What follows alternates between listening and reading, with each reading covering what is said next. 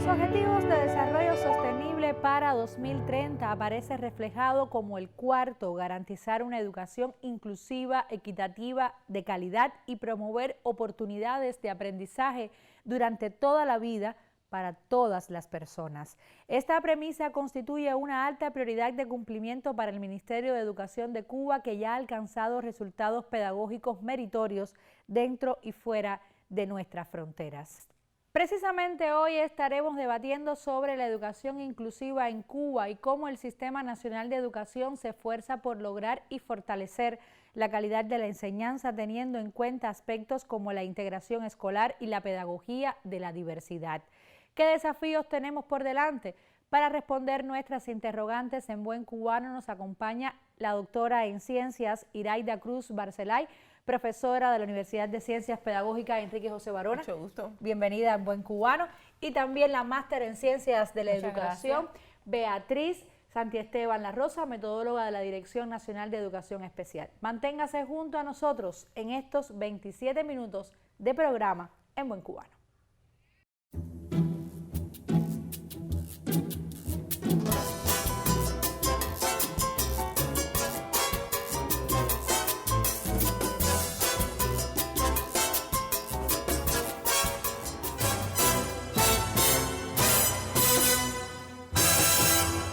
Iniciamos nuestro debate para hablar en buen cubano sobre educación inclusiva. Profesora, antes de comenzar nuestro programa y para que queden las reglas claras del juego, ¿qué definimos por educación inclusiva y qué tiene que hacer un sistema de educación para adaptarse a este tipo de educación? Bueno, nosotros asumimos la definición brindada por la UNESCO en el año 2008, donde se define la educación inclusiva como un proceso que permite atender a la diversidad de necesidades educativas de todos los estudiantes, con mayor participación en el aprendizaje, en los escenarios culturales, comunitarios. Es un proceso que implica transformación tanto en la manera de pensar como en las estructuras, en las estrategias que se diseñan por los gobiernos, por todo el Sistema Nacional de Educación. Impone también la participación de todos. Precisamente esta definición pone en manos de todo el sistema general la responsabilidad de una educación inclusiva donde todos tengan la oportunidad de adquirir aprendizajes equivalentes. Decirle además que es un concepto que se ha venido transformando a lo largo de estos últimos 20 años, precisamente con la idea de que todos los educandos tengan la oportunidad de aprendizajes equivalentes. Es por eso que desde el perfeccionamiento, desde el proceso de perfeccionamiento del Sistema Nacional de Educación, es una temática que se ha venido también trabajando. Por eso se define como una de las formas de trabajo esa concepción curricular que da un currículo común obligatorio para todos los educandos a nivel de país, que se da desde el Ministerio de Educación. Sin embargo, cada una de las instituciones educativas lo acogen, o sea, hacen suyo y lo enriquecen, lo transforman con la participación no solo del personal docente, sino también de los estudiantes, de las familias, de la comunidad. Y eso permite también ese carácter flexible que tiene hoy el currículo institucional de cada una de las instituciones y modalidades de atención, que es contextualizado, integral, flexible, participativo.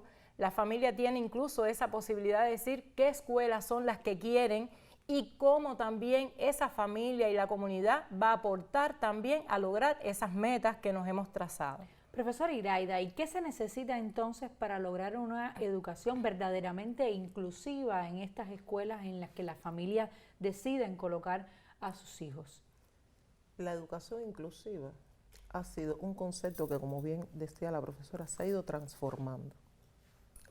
Y esa transformación ha logrado que hoy la escuela esté también ante un reto de asumir a ese educando que puede o no tener necesidades, una discapacidad, pero que también necesita una educación donde se le atienda. se tengan en cuenta sus necesidades, pero también sus derechos. Es así que la escuela, desde la propia caracterización, el reconocimiento de las necesidades y las potencialidades del educando, debe ir trabajando en función de garantizar esa educación inclusiva. También dentro del marco del aula, donde el maestro, a partir de ese reconocimiento de necesidades, potencialidad, ámbito donde se desarrolla el educando, trabaja en función de que se puedan crear estrategias que propicien esa atención inclusiva, no solamente en el marco áulico o en la escuela, la familia, la comunidad, tienen elementos muy importantes que aportar a esa educación inclusiva. En tanto, la familia puede ser potenciadora del desarrollo de ese educando y aporte a la escuela y de conjunto para trabajar con ese educando son elementos necesarios e importantes, pero también la preparación del docente, también la estructura de la institución, puesto que a veces las instituciones no siempre son inclusivas, entiéndase, que permita que un niño con una discapacidad físico-motora que puede ser permanente o temporal puedan acceder al edificio o a la institución. Son elementos de manera general que se pueden plantear en relación a cómo lograr esa educación inclusiva. En Cuba la educación siempre ha tenido un carácter emancipador y enaltecedor de las personas, de los niños, de los adolescentes que han acudido o acuden al sistema de enseñanza en Cuba. ¿Cuánto de esto tiene la educación inclusiva? Bueno, si nosotros vemos el fin incluso que tiene hoy el Sistema Nacional de Educación para nuestros educandos, que es lograr el máximo desarrollo integral posible de cada uno de ellos en los diferentes contextos, pues a partir de ahí se diseñan, como bien decía la profesora Iraida, un sistema de acciones que permiten también que cada uno de nuestros educandos aprendan. Nosotros trabajamos en aras de que no solo se desarrollen habilidades conceptuales en nuestros educandos, o sea, dígase esas habilidades que van más bien al aprendizaje de las diferentes asignaturas como matemática, historia, lengua española y demás, sino que también se trabajan otros aprendizajes que están más dirigidos también a lo práctico, a lo laboral, que permite también que nuestros educandos se preparen de manera integral. En la clase constituye el eslabón fundamental para poder desarrollar también estas habilidades en nuestros educandos. Y hoy también la mirada está en que esa clase tiene que ser diferente, que busque que cada uno de los educandos tengan una participación más activa dentro de ese proceso docente educativo y que el docente pase a ser más bien conductor. O sea, el niño como agente activo, como ente activo y ese docente que conduzca los diferentes espacios donde está trabajando el educando, pero además que oriente a la familia para que ese trabajo tenga también continuidad en el contexto fuera de la institución educativa. Se diseñan también con este tercer perfeccionamiento otras actividades complementarias que permiten poner en mejores condiciones también al educando para que pueda tener ese desarrollo de habilidades que están dirigidas a los círculos de interés, a los proyectos que se están desarrollando en cada una de las instituciones, programas complementarios que también favorecen y que dan la posibilidad de que todos los niños puedan recibir esa atención de calidad. Bueno, vamos a una pausa y en unos minutos volvemos con nuestro debate en Buen Cubano. Recuerde que estamos conversando sobre educación inclusiva en nuestro país e indagaremos sobre los nuevos métodos pedagógicos aplicados en Cuba para fortalecer la integración escolar y la pedagogía en la diversidad. En breve, regresamos.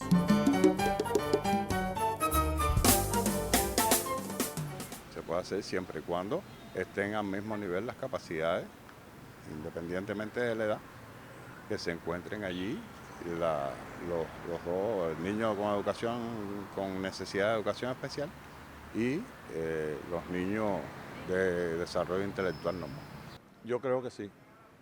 Yo creo que es un riesgo, pero al mismo tiempo es un reto para el mismo niño. El niño se va a sentir mejor. Lo que pasa es que nuestros alumnos, nuestros pequeños, nuestros hijos, necesitan un poquito más de educación de la casa para saber tratar con con esas personas. es una cuestión de sensibilidad, que se aprende también en la casa, no solamente en la escuela. Me parece bien porque son niños que tienen una discapacidad, pero que hay que integrarlos a la sociedad, porque son niños que si se enseñan, si se educan, si se interactúa con ellos, van a ser niños que van a poder aprender, que van a poder quizás mejorar un poco esa discapacidad que ellos tienen.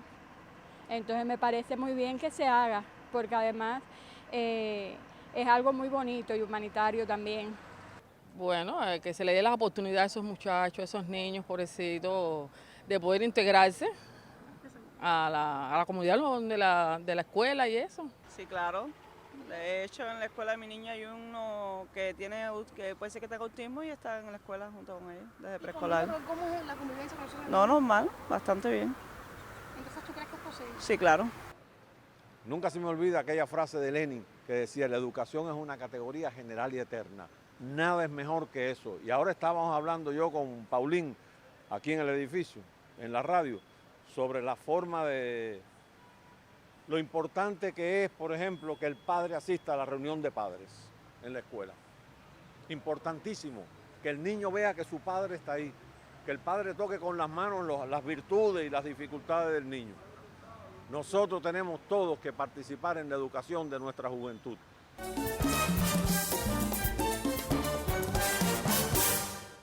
Retomamos el debate sobre la educación inclusiva. Recordemos que esta implica ofrecer oportunidades de aprendizaje en escuelas regulares a niños y niñas con o sin en situación de discapacidad. Pero a mí me gustaría que ustedes conversaran un poco sobre qué estrategias se le ofrecen a las profesoras y a los profesores, a las seños, al personal docente en sentido general para la atención a personas en situación de discapacidad, tanto en las escuelas pedagógicas como desde las orientaciones metodológicas a los diferentes niveles. Bueno, desde los planes y programas de estudio que están concebidos para las escuelas pedagógicas se tocan, o sea, se trabajan temáticas que están dirigidas precisamente a esta educación inclusiva, desde las políticas, porque los docentes es importante que conozcan hasta dónde nosotros tenemos que llegar respetando los derechos de las personas en situación de discapacidad y también desde lo metodológico. O sea, se les enseña a los docentes cómo hacer una caracterización psicopedagógica.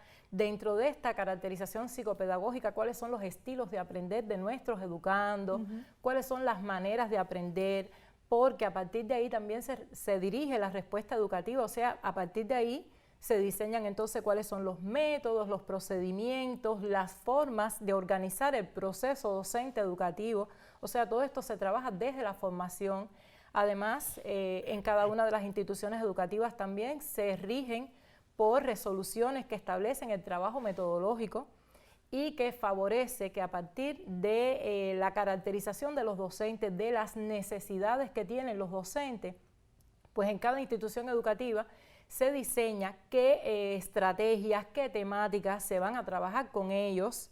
También se utilizan las fortalezas que tienen los docentes y a partir de su fortaleza pues se generalizan las mejores experiencias. La educación especial tiene recursos como los maestros de apoyo. Profesora Iraida. Así como en la educación básica, cada vez los niños, niñas con necesidades educativas especiales asisten a este tipo de institución, se está viendo con mayor regularidad la asunción a la educación universitaria de educandos con necesidades educativas especiales. Entiéndase que pueden tener una discapacidad determinada. Por tanto, desde la educación superior también se trazan pautas para el trabajo con estos educandos. Entiéndase, en la educación superior se establecen, además de las estrategias curriculares que son de carácter general, la estrategia curricular de educación inclusiva, donde se atienden a estos estudiantes, a estos jóvenes que asumen una carrera determinada y hay determinados departamentos, determinadas facultades encargadas de preparar a los docentes en el nivel universitario para lograr que estos educandos transiten por la educación superior con éxito. Esto es un elemento que a veces resulta un poco complicado, puesto que los docentes de educación superior no siempre están preparados para asumir a este tipo de educando.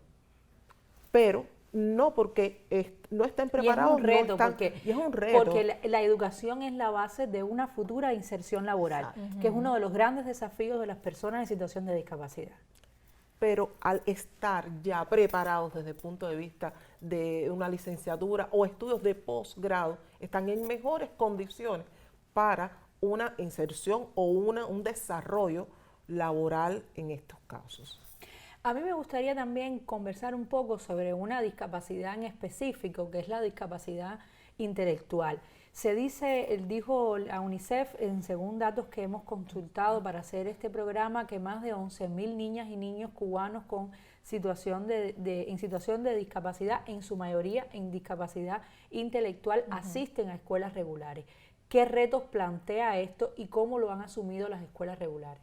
Realmente constituye un gran reto la atención a las personas con discapacidad intelectual en los contextos regulares. Pero yo pienso que al pasar de los años, en estos últimos 5 años que hemos venido experimentando nuevas formas de hacer durante el tercer perfeccionamiento del Sistema Nacional de Educación, pues los profesionales de las enseñanzas regulares se han venido sensibilizando con la atención a las personas en situación de discapacidad intelectual. Es real que ellos constituyen mayoría entre los educandos que están en los contextos regulares, desde el Ministerio de Educación y con colectivos de autores, incorporando además profesionales de la educación regular, hemos venido diseñando adaptaciones curriculares significativas para estos educandos, que impone que, por ejemplo, cuando cursan los grados de la primaria, en lo que un educando de primaria transcurre en 6 cursos escolares para recibir los contenidos de primero a sexto, pues ellos demoran 9 cursos escolares. De ahí que hemos tenido que adaptar no solo los contenidos en tiempo, sino también adaptar métodos, procedimientos, medios, las formas de organizar, pero sí han sido muy bien acogidos por docentes, por sus propios coetáneos, porque se ha venido trabajando desde la preparación metodológica para que así, de esa manera, transcurra. Pienso que hay nivel de satisfacción por la mayoría de las familias. Hoy todavía, decía, constituye un reto porque tenemos que seguir trabajando. No siempre el docente tiene todos los recursos, pues ahí estamos entonces nosotros como educación especial para poner todos los recursos y apoyos en ellos y que realmente los éxitos se vean. Estos educandos, bueno, tienen esa posibilidad de estar en la escuela primaria, además pueden pasar posteriormente a las escuelas de oficio o regresar a las escuelas especiales donde tenemos áreas polivalentes que los preparan, esas 9 áreas polivalentes, los preparan también en los diferentes oficios que pudieran asumir en un futuro y están dirigidos precisamente al perfil del egresado al que aspiramos para que realmente logren incluirse socialmente y en algunos casos, bueno, los incorporamos en áreas de salud para que puedan seguir desarrollando determinadas habilidades de autovalidismo, de autonomía. O sea que en eso todavía tenemos mucho que andar, pero sí se está trabajando y hasta ahora hay buenos resultados. Y me parece también, profesora, que lo esencial sería trabajar cada caso con sus posibilidades, porque no todos tienen las mismas posibilidades y entonces a veces cada caso lleva a una atención diferenciada, como bien usted decía. Muy bien, muy bueno que haya puntualizado, porque realmente ningún caso se parece a ninguno. O sea, nosotros cuando atendemos a las personas en situación de discapacidad intelectual, pues existen variabilidades en el desarrollo. Cada uno también responde desde el punto de vista biológico, pero además desde lo social. En la medida en que nosotros también preparamos a la familia de estos educandos, pues los ponemos en mejores condiciones también de que ellos puedan desarrollarse mejor. Es por eso que la mirada no solo está en los educandos, sino también en las particularidades también que tiene la familia, que también es diversa, y por supuesto eso constituye un reto, como bien decía, porque las adaptaciones que se hacen no en todos los casos es de la misma manera, o sea que tenemos que buscar en ellos cuál es el ritmo de aprendizaje de cada uno para no imponer una carga, aplicamos en ello ajustes razonables que pueden estar dados por agrupamientos flexibles, además de esas adaptaciones curriculares que le hacemos. Bueno, pues hacemos una pausa en la conversación, vamos a contribuir a nuestros debates. Usted también puede participar en Buen Cubano, solamente escríbanos en buencubano@icrt.cu, ahí le estaremos esperando con sus opiniones y sugerencias.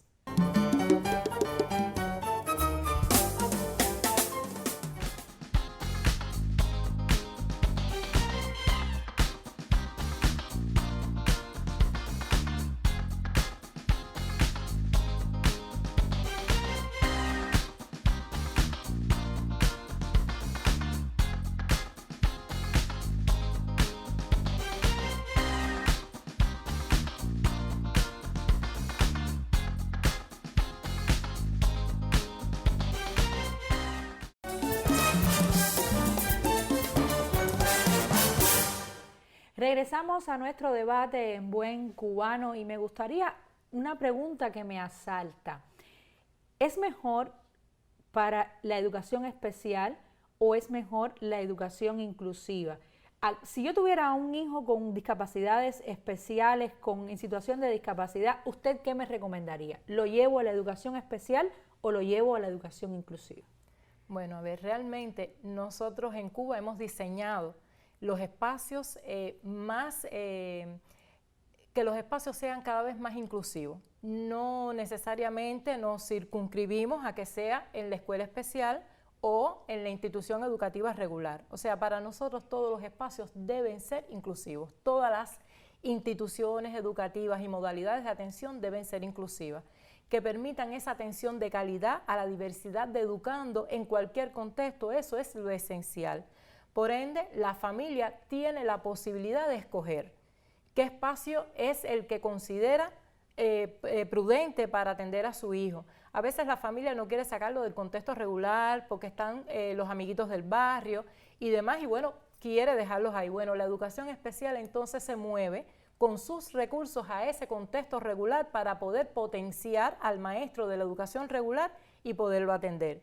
De igual manera, si ese educando está con nosotros en las instituciones educativas especiales, pues va a contar con una serie de recursos y apoyos, como por ejemplo el logopeda, el psicopedagogo, están el resto de los especialistas que también van a estimular los procesos y ponerlos en mejores condiciones para que ellos puedan también lograr el desarrollo de las habilidades que se requieren alcanzar. O sea, que yo pienso que de manera general todos los espacios que nosotros atendemos deben tener ese carácter de atender a lo diverso y respetando, como bien decíamos en un inicio, los derechos de cada uno y dándole la oportunidad de que ellos aprendan. Y por otra parte están los centros de diagnóstico y orientación que cumplen con esa función de orientación y seguimiento, no solo de diagnóstico, y que garantizan atender también todos los niveles educativos, y eso también permite atender lo diverso. Dígase que lo diverso no es solo para nosotros limitarnos a aprendizaje, sino también lo diverso es atender a los educandos que están viviendo en situación de vulnerabilidad, aquellos educandos que, o sea, por el color de la piel, por género, o sea, lo diverso es todo. ¿Cuáles son esos proyectos que el sistema de educación cubano se ha planteado para este reto de la educación inclusiva? Desde la Universidad Pedagógica de Ciencias Pedagógicas Enrique José Barona, diferentes proyectos inciden en la atención a la educación inclusiva, como el proyecto relacionado con la inclusión y la atención educativa a la diversidad, donde ha trabajado estos elementos de forma muy puntual. También nosotros desde el proyecto de diseño universal de aprendizaje tenemos la intención de ver esa educación inclusiva, pero que vaya a un marco más amplio, no solamente que se quede en los educandos jóvenes, adultos, que tengan una discapacidad determinada, sino para todos, puesto que a veces hay discapacidades temporales, hay simplemente acomodamientos, y trabajar para todos es mucho más rico que trabajar para solamente los educandos con una discapacidad o una necesidad, puesto que cuando usted lo mira, está separándolos. Sin embargo, si se crean estrategias que propicien desde la preparación del docente y demás, que se atiendan a todos, es mucho más rico, mucho más amplio y el docente se puede preparar mejor. Les agradezco a ambas su presencia en nuestro programa en Buen Cubano y entonces nos despedimos por seguir potenciando entonces en Cuba la educación inclusiva. La UNESCO ha definido la educación inclusiva como un método para afrontar y dar respuesta a las necesidades de todos los estudiantes por medio de la participación en el aprendizaje y la cultura. Además, considerarla como una estrategia clave para alcanzar la educación para todos. Bajo estos preceptos, Cuba se esfuerza por lograr una atención acorde a las necesidades de cada individuo mediante la aplicación de las políticas educativas inclusivas como una vía esencial para contribuir al fortalecimiento y cumplimiento de los Objetivos de Desarrollo Sostenible y las metas educativas para 2030. Sin embargo, nunca serán suficientes las iniciativas que se puedan pensar para la inclusión, la generación de capacidades para docentes y la creación de recursos accesibles para una educación de calidad. Nos vemos la próxima semana, por supuesto, para continuar pensando la vida cotidiana de este país, siempre en Buen Cubano.